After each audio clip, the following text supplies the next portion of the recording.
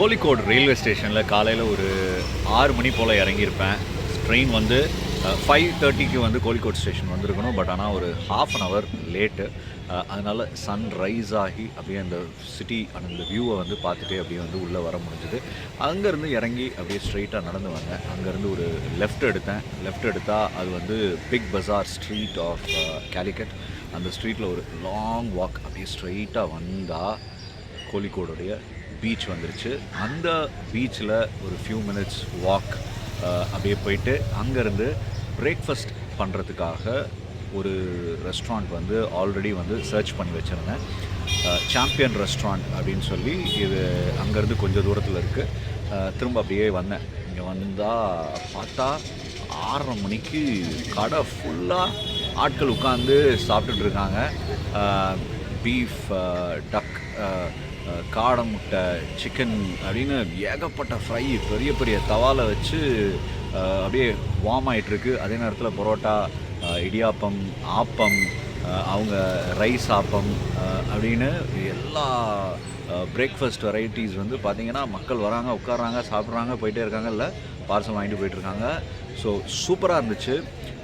நான் வந்து ஆப்பமும் beef fry பின்ன காடை முட்டை வந்து நான் வந்து சாப்பிட்டேன். இது 3 சேர்த்து ப்ளஸ் ஒரு சாயா, இது 3 சேர்த்து 250 ருபீஸில் செம்ம சூப்பரான ஒரு பிரேக்ஃபாஸ்ட்டை சாப்பிட்டுட்டு பின்னாடி அதுக்கு எதிர்த்தாப்புலேயே ஜஸ்ட்டு வந்து இந்த பாண்டை வந்து நீங்கள் பார்க்க முடியும்.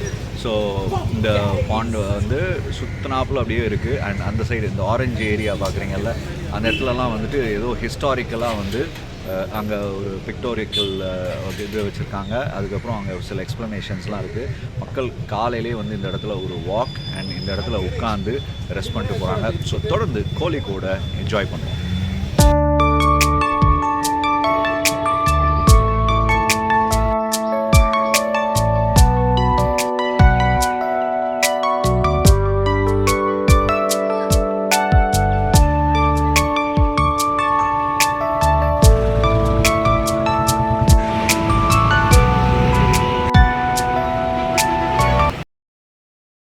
ஸோ சாப்பிட்ட இடத்துலேருந்து அப்படியே லெஃப்ட் எடுத்து இந்த பீச்சை ஒட்டினாப்லேயே நடந்து வந்தேன். சரியாக சன் வந்து ரைஸ் ஆக ஆரம்பிச்சிருச்சு. வெயில் வந்து ரொம்ப அதிகமாக இருக்குது. சரி, இந்த நேரத்தில் நம்ம கொடையை எடுக்கலான்னா கொடை ஒரு சம்பவம் பண்ணிருச்சு. கொடை என்ன ஆயிடுச்சு அப்படின்னு வந்து பார்த்தீங்க அப்படின்னா உடஞ்சிருச்சு. ஸோ கொஞ்சம் தூரம் அப்படியே கையிலேயே பிடிச்சிக்கிட்டே இவ்வளோ தூரம் நடந்து வந்தேன். சரியாக வேர்க்குது. இப்போ தான் கொஞ்சம் அப்படியே ஒரு ஷேட் மாதிரி வந்தது. தொடர்ந்து இப்போ மறுபடியும் வந்து வெயில் வந்து வர ஆரம்பிச்சிருச்சு. ஸோ இந்த ஏரியா ஃபுல்லாக வந்து காலையில் வந்து மக்கள் வாக்கிங், ரன்னிங் அண்ட் அந்த இடத்துல நீங்கள் பார்த்துருப்பீங்க. அந்த இடம், அந்த தண்ணி இருந்த இடம் பார்த்தோம்ல, அங்கே வந்து திடீர்னு பார்த்தா மக்கள் வந்து உள்ளே குதிச்சு குளிக்க ஆரம்பிச்சிட்டாங்க. குளிச்சுட்டு அந்த மாதிரிலாம் பண்ணிட்டு இருக்காங்க. குளிக்கிறதுக்கான இடம் போல இருக்குது. நிறைய பேர் வந்து காலையில் குளிக்கிறதுக்கு துணியோடு வந்துடுறாங்க. ஃபேமிலியாக வந்து அந்த இடத்துல குளிச்சுக்கிட்டு இருக்கிறாங்க. ஸோ நான் அப்படியே நடந்து வந்துட்டு இருக்கிற இடத்துல வந்து பார்த்தோம் அப்படின்னு சொன்னால் இந்த இடத்துல டேபிள் போட்டு சேர்லாம் போட்டிருந்தாங்க. ஸோ அந்த இடத்துல உட்காந்து கொஞ்ச நேரம் ரெஸ்ட் பண்ணேன். ஏன்னா வெயில் வந்து இப்போயே காலையில் 7:30 மணிக்கே வந்து பயங்கரமாக இருக்குது. ஸோ இந்த நாள் என்டையர் டே வந்து எப்படி இருக்க போகுதுன்னு தெரில. அண்ட் கொடை இல்லாமல் நான் எப்படி சஸ்டெயின் பண்ண போகிறேன்னு தெரில. ஸோ கண்டினியூ பண்ணுவோம் ஜேர்னியை. இந்த கடலை பார்க்கும்பொழுது தண்ணி வந்து ரொம்ப கலங்கனாப்புல வருது. நம்ம மிச்ச பீச்ல எல்லாம் பார்க்கும்போது கொஞ்சம் ஃப்ரெஷ்ஷாக இருக்கும். ஸோ இங்கே தண்ணி ரொம்பவே கலங்கி இருக்கு.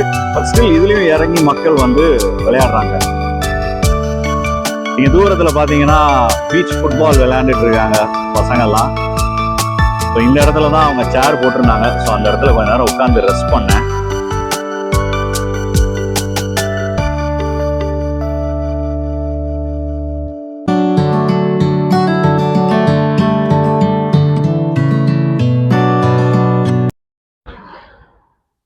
அப்படியே இந்த பியூட்டிஃபுல்லான பீச்சை ரசித்ததுக்கப்புறம் இப்போது வந்த வழியிலேயே திரும்பி போகலாம் அப்படின்னு முடிவெடுத்துட்டேன். ஏன்னா வெயில் வந்து ரொம்ப ஜாஸ்தியாக இருக்குது.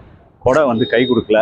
ஸோ வர வழியில் ஒரு கப்பல் வந்து ஒரு ஃபேமிலி வந்து ராட்வீலர் டாக், இந்த மெட்ராஸில் அந்த குழந்தைங்களை தாக்குச்சுல அந்த நாயை வந்து அவங்க வச்சுருக்காங்க. ஸோ அதை பார்க்க முடிஞ்சது. ஸோ இப்போ இந்த ரோட்டில் இருக்கிற டாக்ஸ் எல்லாம் கூட பார்த்து பயம் இல்லை. ஆனால் உண்மையிலுமே இந்த டாகை பார்த்தா கொஞ்சம் வந்து காஷியஸாக இருக்கணும்னு தோணுது. அதனால தான் இப்போது சைடு மாறிட்டேன். ஏன்னா அந்த கப்புள் வந்து அங்கே உட்காந்துருக்காங்க அந்த பெட்டோட. ஸோ நமக்கு அது வந்து வேணாத ஒரு வேலை. ஸோ பார்த்தீங்கன்னா அவங்க தான் அந்த எல்லோ கலர் டிஷர்ட் போட்டிருக்காங்களே, ஸோ அவங்க தான் வந்து அந்த பெட்டை வந்து வச்சுருக்காங்க. So we hope it stays safe and it doesn't harm anybody. யாரையும் அது கஷ்டப்படுத்தாத வரைக்கும் நல்லது. ஸோ தொடர்ந்து அப்படியே மறுபடியும் வந்த பாதையிலேயே வந்து திரும்ப போய்கிட்டு இருக்கேன். ஸோ இந்த கொடை வந்து வேலைக்கு ஆகலை, இன்னைக்கு கைவிட்டுருச்சு. ஸோ எவ்வளோ நேரம் தான் அப்படியே பிடிச்சி நடக்கிறது. ஸோ அதை பிடிச்சா வீடியோ எடுக்க முடியாது. ஸோ அதனால் கொஞ்ச நேரம் அதுக்கு ரெஸ்ட் கொடுத்து கேமராவுக்கு வேலை கொடுத்தாச்சு. ஸோ இப்போ அப்படியே நடந்து மறுபடியும் உள்ளே போவோம், சிட்டிக்குள்ளே போயிட்டு பார்க்கலாம்.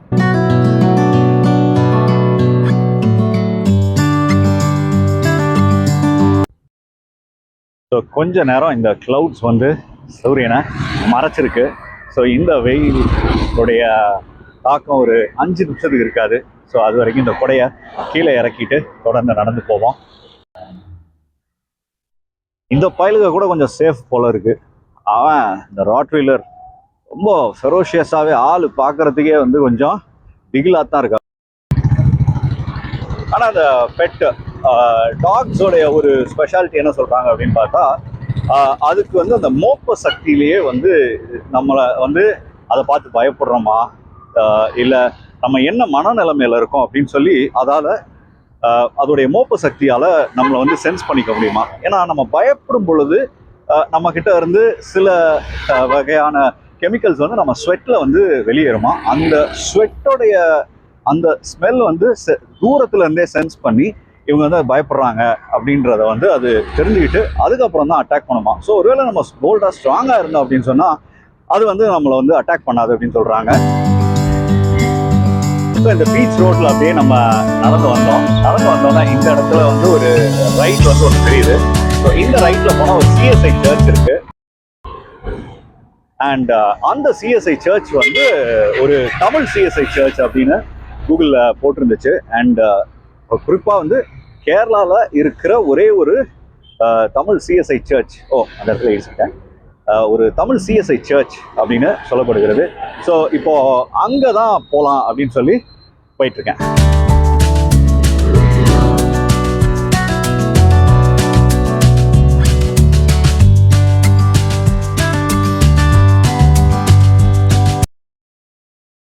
ஸோ இந்த வீடெல்லாம் வந்து அரண்மனை கணக்காக கட்டி வச்சுருக்காங்க.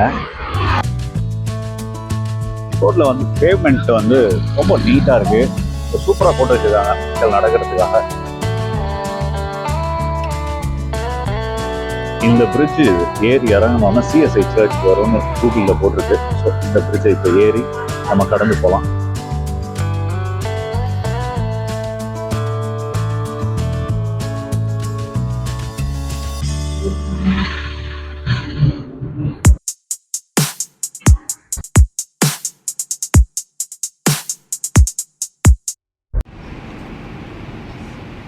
ஆறுதலையும் தேர்தலையும் உங்களுடைய சரீரத்தையும் உங்களுடைய இரத்தத்தையும் நாங்கள் புசித்து பானம் பண்ணும்படி கற்பனை என்னவென்றால் உன்னை போல நீ பிறனை நேசிக்க வேண்டும் என்பது.